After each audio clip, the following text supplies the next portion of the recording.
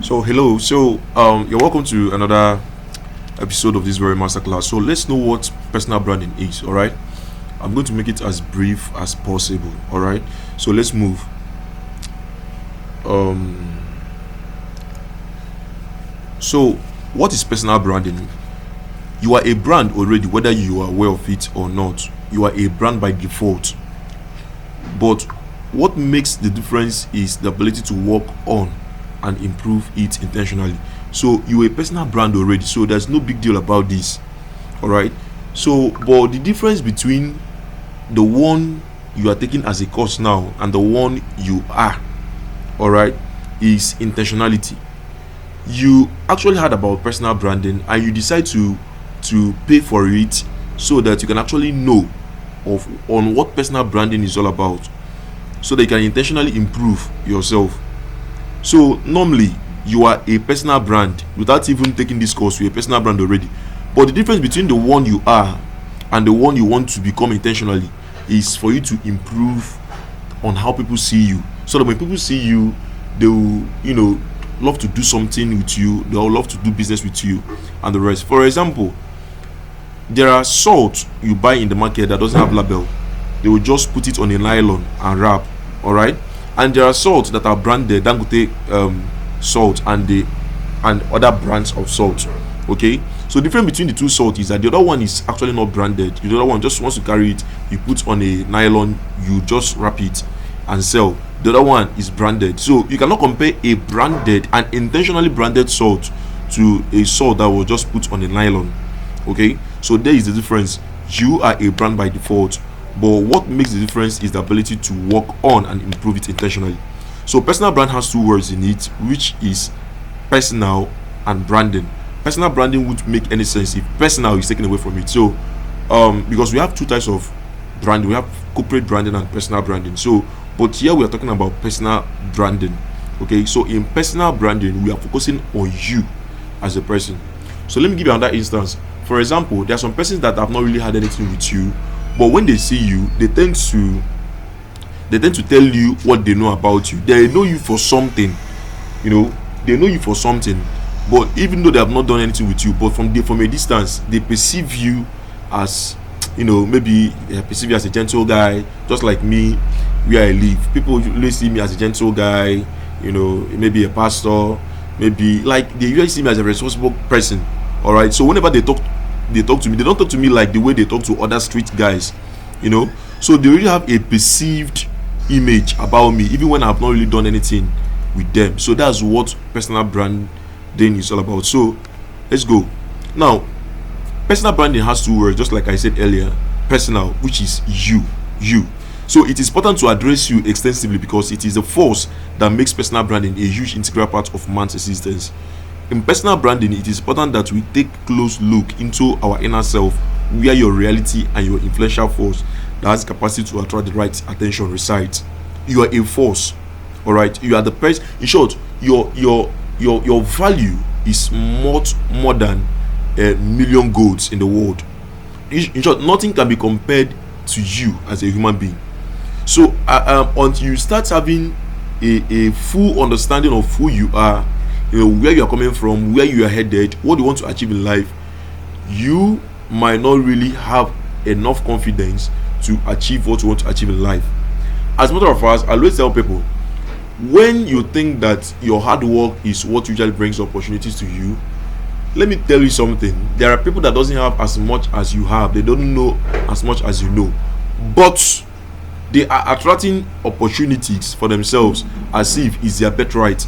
The reason why it is so is that people do not buy into the product that you sell or what you are doing. They buy into your confidence and your confidence, your conviction and your confidence. Now, it is the confidence and the conviction you've commanded on what you do. This is what gives people the perception, a good perceptive image about you, whether to do business with you or not. So the reason for you to pay attention to personal brand is that it gives you a certain image that people can easily buy into and do things with you. So that's why Socrates once said, man, know thyself. One of the strongest forces you can ever fight in this life is a man that knows himself. A man that understands himself is a force that cannot be pinned down. Now, let's move to branding. The second word is branding. It is simply the art of packaging. Packaging involves deploying some unique lifestyle and cultures that makes you different and unique from the rest. So there are certain lifestyle you decide intentionally not to really go with. All right, you can decide to, if I'm stepping out of my house, I'm dressing in a certain manner. All right, so that my reputation will not be, you want to build a certain image. So your lifestyle, you don't like eating outside, you don't like urinating in gutters. Now whenever you are just walking on the way, you just stop on the way, you just start urinating and the rest of them. No, you don't do that. When we are in secondary school, one of our teachers used to tell us, before you do anything, know that you're a person of value. Know you're a person of value. So that person of value you've actually built your mind around will now influence what you do and what not to do. So most times I usually tell people that we don't do some certain things does not mean we don't have the capacity to do it, just that we have a certain perception about ourselves. So these are the reasons why we don't really do it. So in a world with a population of over 7.8 billion people, there is need to present yourself in such a way that you can be spotted out easily.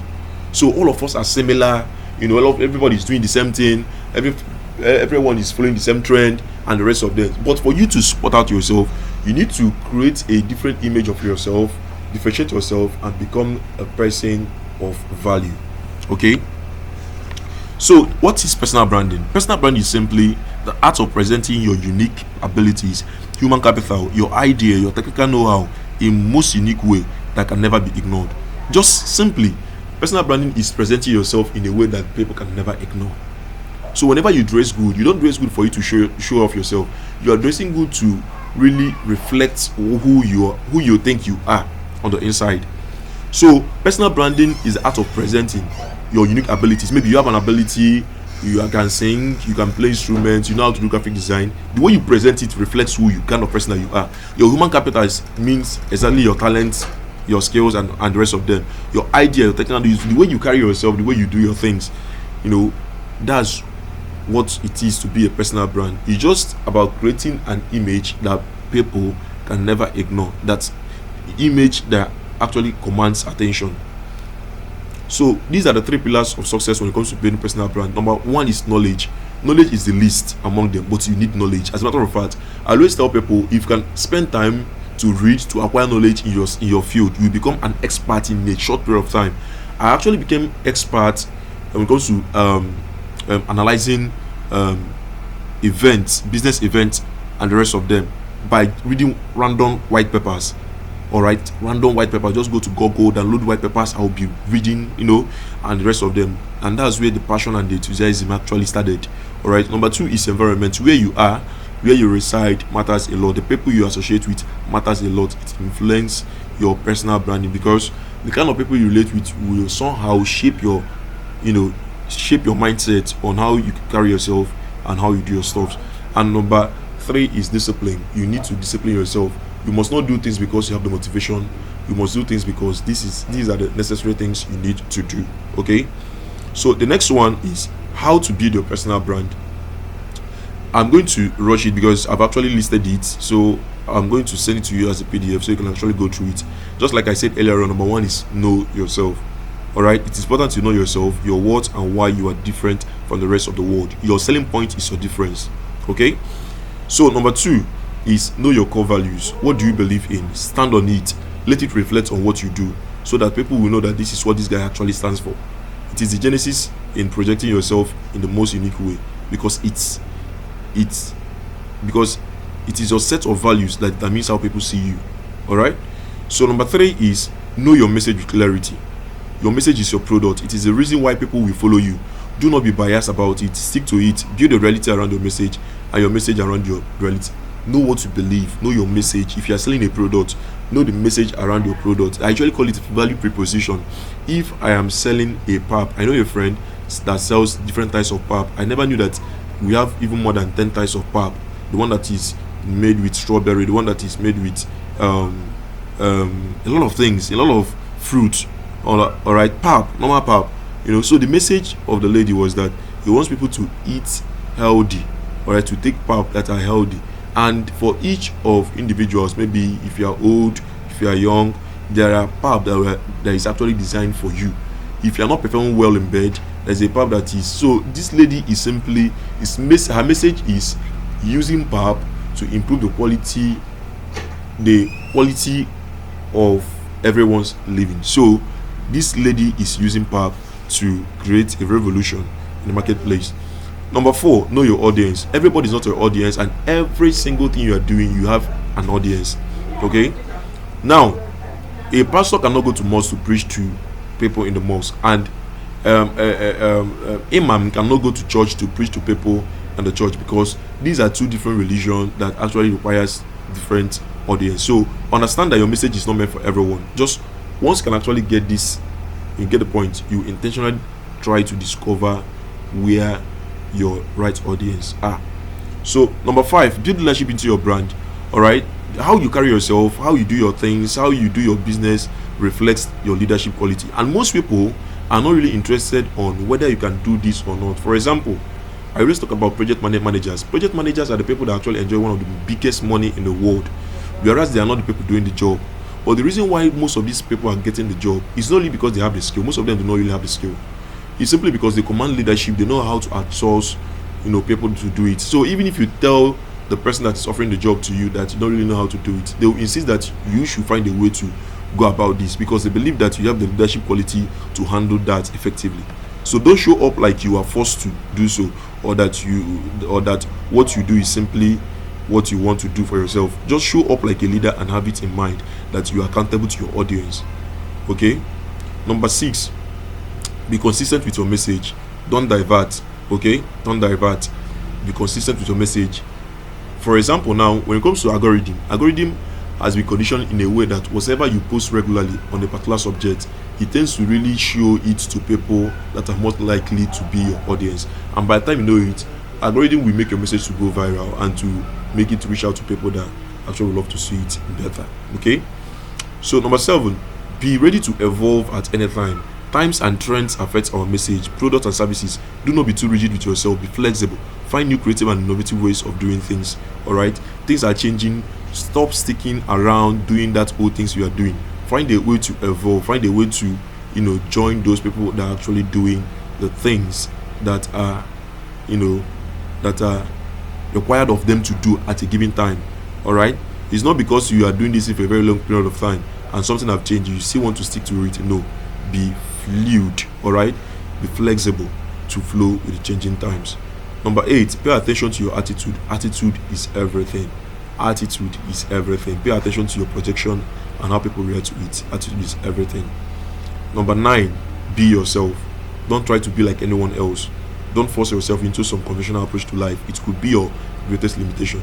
Create your own reality and flow with it. Be yourself. Okay.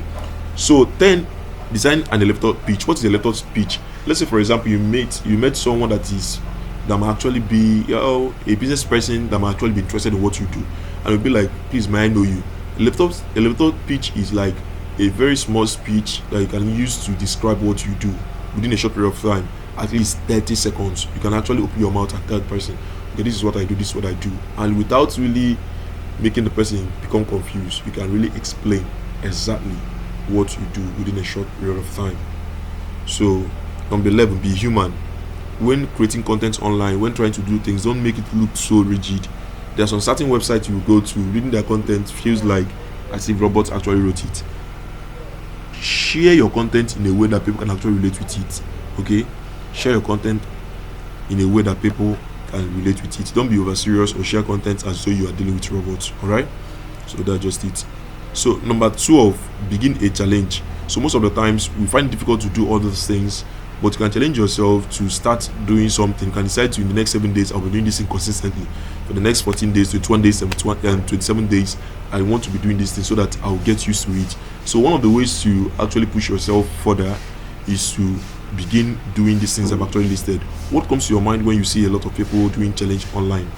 So though I usually see them as joke, because most of them do not do it intentionally to grow their brand or business. They usually do it for fun. So if you can leverage on the challenge to create a unique image about yourself in your audience head within a couple of days, you intend to run the challenge, maybe 7, 14, 21, 27 days or more, you could possibly win the market within a short period of time. So the things that I've actually listed, creating content for yourself, showing up online daily basis, and all of that, do it consistently and don't stop doing it. By the time you know it, you will get used to it. Okay, so in our next session, I'll be teaching you why you should build your personal brand. I hope you got value from this. Thank you very much, guys. See you on the other side. Bye.